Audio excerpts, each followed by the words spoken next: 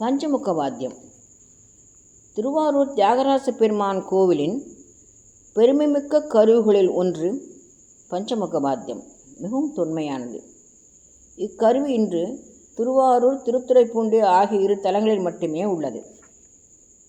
பஞ்சமுக வாத்தியம் குறித்து ஆழமாக ஆராய்ந்து ஆதாரபூர்வமான தகவல்கள் எல்லாம் திரட்டி தந்துள்ள ஆய்வாளர் திரு குடவாயில் பாலசுப்ரமணியம் அவர்களின் பணி மகத்தானது, காலத்தால் செய்தது. பஞ்சமுக வாத்தியம் என்பது 5 முகங்கள் கொண்டது. வெண்கலத்தால் ஆனது. பானை வடிவில் இருக்கும். பானையின் வாய்ப்பகுதியில் 5 முகங்கள் கூம்பாக உள்ளன. இவற்றின் வாய் மான் தோலால் போர்த்தப்பட்டுள்ளது. பக்கத்திற்கு 2ஆக 4 முகங்களும் நடுவில் 1 முகமும் காணப்படுகிறது. சுற்றியுள்ள 4 முகங்களும் பானையோடு சேரும் இடத்தில் 4 சிங்க முகங்கள் உள்ளன. 4 சிங்க முகங்களையும் ஒரு சரம் இணைக்கிறது.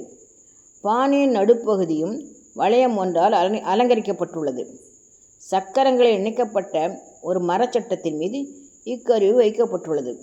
5 முகங்களும் சதாசிவனின் 5 முகங்களான ஈசானம், தத்புருஷம், அகோரம், வாமதேவம், சத்யோஜாதம் ஆகிய 5 முகங்களை குறிக்கின்றன என்பார்கள். இப்பஞ்சமுக வாத்தியம் எல்லா நாட்களும் சுத்த மர்த்தளத்துடன் ஒலிப்பது வழக்கமாகும். சோடசோபசாரத்திலும், கணிகேர் ஆடும்போதும், திருவீதி உலாவிலும், அஜபா நடனத்திலும் ஒலிக்கப்பட்டதாம். பாரசைவர் என்ற மரப்பினரே இதை வாசிக்கிறார்கள். திருத்துறைப்பூண்டி தலத்தில் உள்ள பஞ்சமுக வாத்தியத்தின் நடுவில் உள்ள முகம் பெரிதாக உயரமாக உள்ளது. நாள்தோறும் நடைபெறும் பூசணைகளில் இங்கு இது முழங்கப்படுவதில்லை. இத்தலத்து இறைவனாம் பிறவி மருந்தீசர், பவ ஔஷதேஸ்வரர் வசந்த உற்சவத்தில் வசந்த மண்டபம் எழுந்தருளும் போது அப்பொழுது மட்டும் இக்கருவி இசைக்கப்படுகிறது. திருவாரூர் கோயிலில் பஞ்சமுக வாத்தியம் இசைக்கும் காலம் சென்ற கலைஞரான சுந்தரமூர்த்தி முட்டுக்காரர் ஒரு நாள் முழுதும் எனக்கு பொறுமையாக அந்த வாத்தியம் பற்றியெல்லாம் நிறைய செய்திகளெல்லாம் சொன்னார்கள். சங்க இலக்கியம் தொட்டு திருப்புகழ் வரை உள்ள நூல்களிலிருந்து குடமுழவும் ஆடலுக்கு துணை நின்றதாம். நடராச பெருமானுக்கு நந்திதேவரும் வானாசுரனும் கணங்களும் பேய்களும் அதனை இசைத்ததையும் அறிந்து கொள்ள முடிகிறது.